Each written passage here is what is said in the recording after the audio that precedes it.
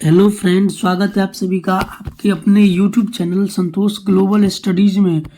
दोस्तों, आज हम क्लास 10th मैथिली का सिलेबस देखने वाले हैं। देखिए, मैथिली के अंतर्गत यानी मैथिली विषय के अंतर्गत हम 2 पुस्तक पढ़ेंगे और इसके अलावा एक व्याकरण मैथिली व्याकरण भी पढ़ेंगे। तो मैथिली व्याकरण के बारे में किसी अन्य वीडियो में बात करेंगे। तब तक हम इसके 2 बुक जो है उसके बारे में बात करते हैं। तो देखिए, मैथिली के अंतर्गत ये 2 बुक हमको पढ़ना पड़ेगा। एक है मिथिला विभूति और एक है अरिपन। बहुत लोग इसको अरिपन बोलते हैं, लेकिन अरिपन नहीं, इसको अरिपन बोला जाता है और इस बुक को मिथिला विभूति बोला जाता है। तो इस दोनों बुक को हम लोग पढ़ेंगे, क्योंकि दोनों बुक से क्वेश्चंस बिहार बोर्ड पूछता है।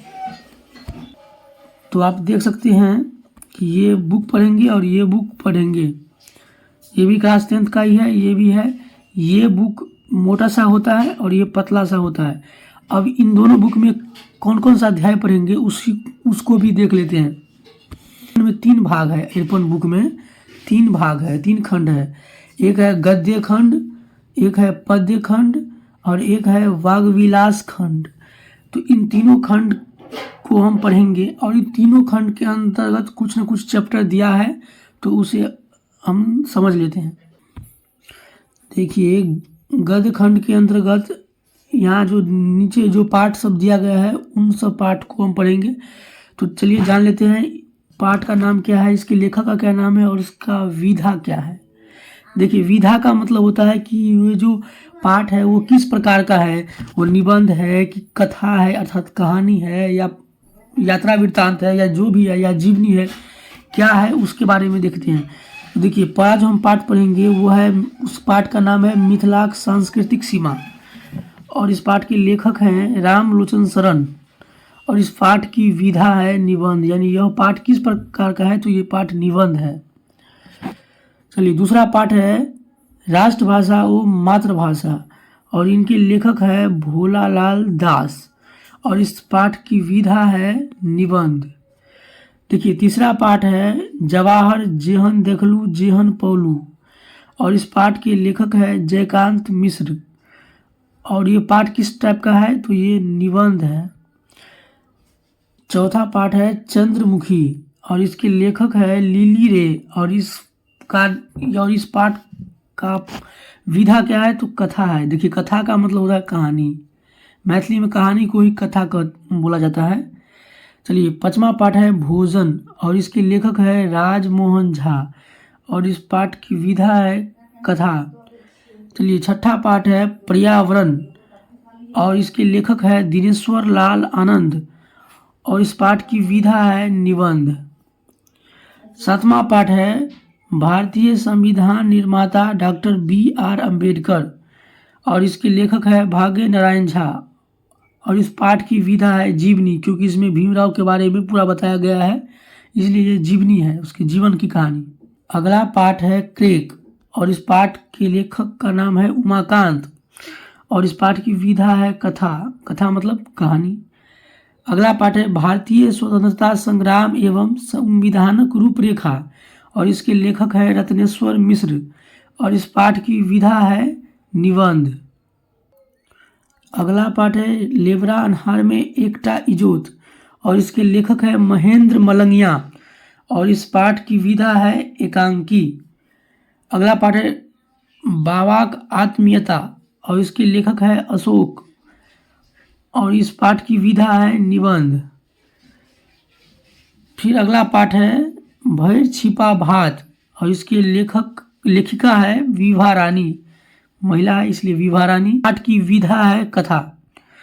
तो हम लोग गद्य खंड को समझ लिए। अब हम समझेंगे इस अरिपन जो बुक है इसके पद खंड में कौन कौन से पाठ पढ़ने होंगे। तो चलिए इसे भी समझ लेते हैं। ये पद खंड में हम ये सभी पाठ को देखेंगे। तो पहला पाठ है शिवगीत और इसके लेखक है विद्यापति। अब इसका विधा कुछ भी नहीं है, कटिस है। तो आप ये समझिएगा कि पदखंड में जो भी पाठ आता है तो नाम ही है पदखंड, यानी पदखंड का मतलब ही होता है कविता। तो इसलिए इसका कोई विधा नहीं दिया गया है। पदखंड में जितना भी पाठ है वो आप समझिएगा कि ये कविता ही है। चलिए अगला पाठ है समय साल और इसके लेखक है चंदा झा। फिर अगला पाठ है भावी भरदुतिया विधान है और इसके लेखक है काशीकांत मिश्र मधुप। अगला पाठ है हाँ अब भेल वर्षा और इसके लेखक है वैद्यनाथ मिश्र यात्री। अगला पाठ है एडसक कालनाग और इसके लेखक है चंद्रभानु सिंह।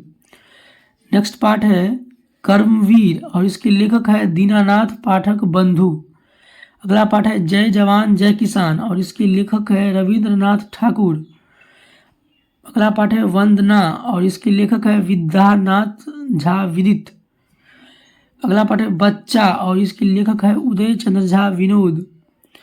नेक्स्ट पाठ है रोदी एच, देखिए रोदी अच्छी नहीं इसको बोलते हैं रोदी एच और इसके लेखक है बुद्धिनाथ मिश्र। अगला पाठ है हाथ और इसके लेखक है सुकांत सोम। नेक्स्ट पाठ है माँ और इसके लेखक है तारानंद वियोगी। तो इस प्रकार से पदखंड भी अरिपन का ये सब पाठ हम पढ़ेंगे।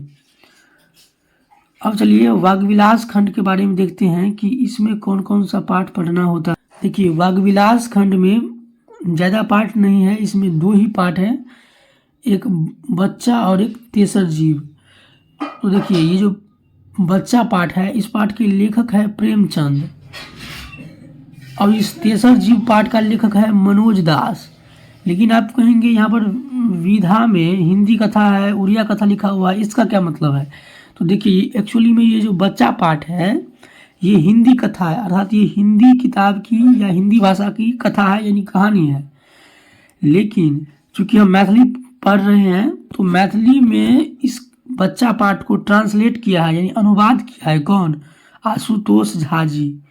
तो ये आप ये ध्यान रखिएगा कि बच्चा पाठ के अनुवादक यानी ट्रांसलेटर मैथिली भाषा में ट्रांसलेट करने वाले कौन है? आशुतोष झा।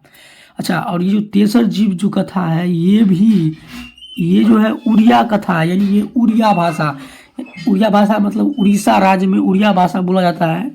तो उस उड़ीसा राज्य में जो उड़िया भाषा है उसी भाषा का ये कथा है तेसर जीव। इसके लेखक मनोज दास हैं, लेकिन इसको ट्रांसलेट कौन किए हैं मैथिली भाषा में?